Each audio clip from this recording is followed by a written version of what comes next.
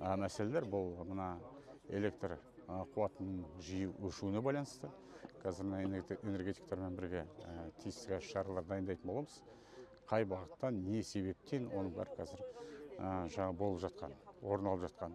Сонымен қатар қойып отырған мәселе мына қоғамдық көлік осы микрорайонға келу, балабақшадан мектеп салыну, негізінде осы жерде орналасқан үйлердің де тұратын балаларға қазірдің өзінде 600 орындық мектепте салуға толық қажеттілігі туындап тұр. Сондықтан да қазір басқарма осыған байланысты тиісті өздерінің шараларын дайындайтын болады. Жалпы халықтың көтеріліп жүрген барлық бағыттағы жұмыстарына тиісті біз енді алгоритм жасап, осының мезгілменен қаржыландыру мәселесін ұсынатын боламыз.